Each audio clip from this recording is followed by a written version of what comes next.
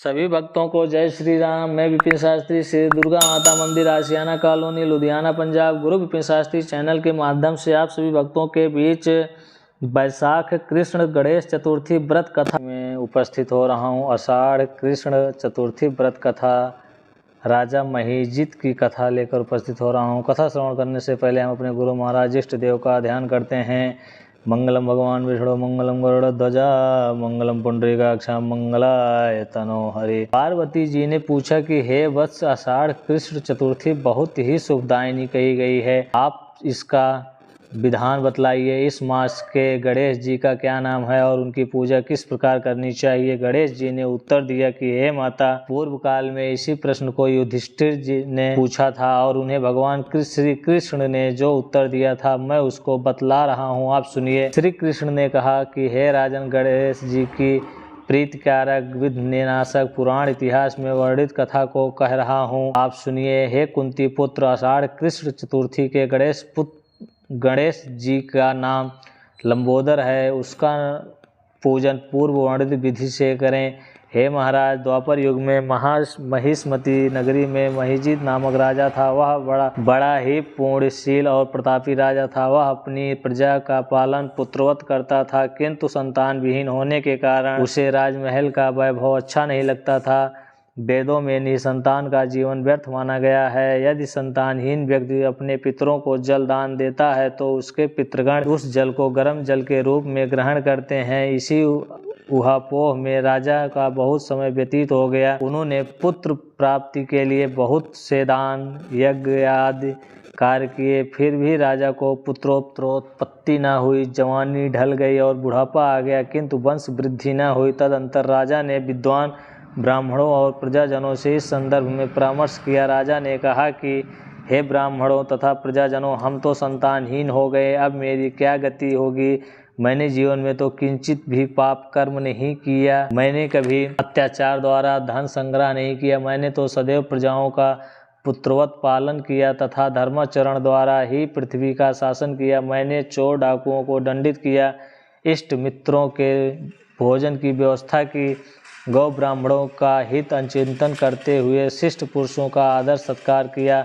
फिर भी हे द्विज सत्तमों, मुझे अब तक पुत्र न होने का क्या कारण है। विद्वान ब्राह्मणों ने कहा, हे महाराज, हम लोग वैसा ही प्रयत्न करेंगे जिससे आपके वंश की वृद्धि हो। इस प्रकार कहकर सब लोग युक्ति सोचने लगे। सारी प्रजाएं राजा के मनोरथ की सिद्धि के लिए ब्राह्मणों के साथ वन में चली गई। वन में जाकर वे लोग द्रुत गति से इधर उधर परिभ्रमण करने लगे। उन लोगों को उसी समय एक श्रेष्ठ मुनि के दर्शन हुए, जो मुनिराज निराहार रहकर तपस्या में लीन थे। ब्रह्मा जी के समान वे आत्मजित, क्रोधोजित तथा सनातन पुरुष थे। संपूर्ण वेद विशारद, दीर्घायु, अनंत एवं अनेक ब्रह्म ज्ञान संपन्न वे महात्मा थे। उनका निर्मल नाम लोमस ऋषि था। प्रत्येक कल्पांत में उनके एक एक रोम पतित होते थे, इसलिए उनका नाम लोमस ऋषि पड़ गया। ऐसे त्रिकालदर्शी महर्षि लोमस के उन लोगों ने दर्शन किए। सब लोग उन तेजस्वी मुनि के पास गए। उचित अभ्यर्थना एवं प्रणाम आदि के अनंतर सभी लोग उनके समक्ष खड़े हो गए। मुनि के दर्शन से सभी लोग प्रसन्न होकर परस्पर कहने लगे कि हम लोगों को सौभाग्य से ही ऐसे मुनि के दर्शन हुए, इनके उपदेश से हम सभी का मंगल होगा। ऐसा निश्चय कर उन लोगों ने मुनिराज से कहा। जनता कहने लगी, हे महर्षि, हे ब्रह्मर्षि, हम लोगों के दुख का कारण सुनिए। अपने संदेह के निवारणार्थ हम लोग आपके शरणागत हुए हैं। हे भगवान, आप कोई उपाय बतलाइए। हे स्वामिन, आप जैसे महात्मा को पाकर हम लोग किसी अन्य व्यक्ति से क्या कहें। आप ब्राह्मण एवं ऋषियों में श्रेष्ठ हैं, आपके बढ़कर कोई दूसरा पुरुष नहीं दिख रहा है। महर्षि लोमस ने पूछा, सज्जनों, आप लोग यहाँ किस अभिप्राय से आए हैं, मुझसे आपका क्या प्रयोजन है, स्पष्ट रूप से कहिए, मैं आपके सभी संदेहों का निवारण करूँगा। हम आपके कल्याण की भावना रखते हैं। तपस्वियों की तपस्या केवल परोपकार के लिए ही होती है। प्रजाजनों ने उत्तर दिया, हे द्विज श्रेष्ठ, हम लोग जिस महान कार्य की सिद्धि के लिए यहाँ आए हैं उसे सुनिए। हम महिष्मती नगरी के निवासी हैं। हमारे राजा का नाम महिजित है। वह राजा ब्राह्मणों का रक्षक, धर्मात्मा, दानवीर, शूरवीर एवं मधुर भाषी है। उस राजा ने हम लोगों का पालन पोषण किया है, परंतु ऐसे राजा को आज तक संतान की प्राप्ति नहीं हुई है। हे भगवान, माता पिता तो केवल जन्मदाता ही होते हैं, किंतु राजा ही वास्तव में पोषक एवं सर्व संवर्धक होता है।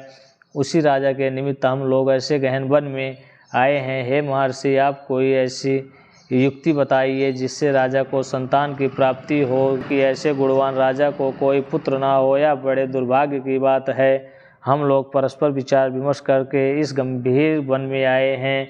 उनके सौभाग्य से ही यहाँ हम लोगों ने आपका दर्शन लाभ किया।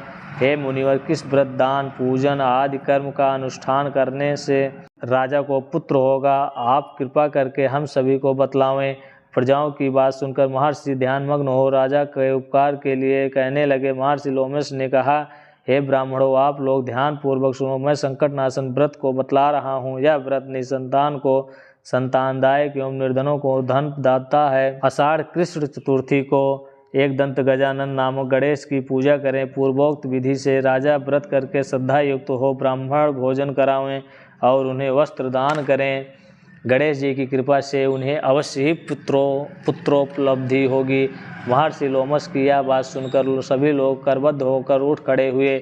नतमस्तक होकर दंडवत प्रणाम करके सभी लोग नगर में लौट गए। वन में घटित सभी घटनाओं को प्रजाजनों ने राजा से बताया। पूर्वजनों की बात सुनकर सम्मानकारी विमल बुद्धिधारी राजा बहुत ही प्रसन्न हुए और उन्होंने श्रद्धा भक्ति से विधिवत गणेश चतुर्थी का व्रत करके ब्राह्मणों को भोजन वस्त्रादि का दान दिया। रानी सुदक्षिणा के गर्भाधान संस्कार में अनंतर श्री गणेश जी की कृपा से राजा को सुंदर और सुलक्षण पुत्र प्राप्त हुआ। राजा ने संपूर्ण नगरवासियों को संतुष्ट करके पुत्रोत्सव मनाया।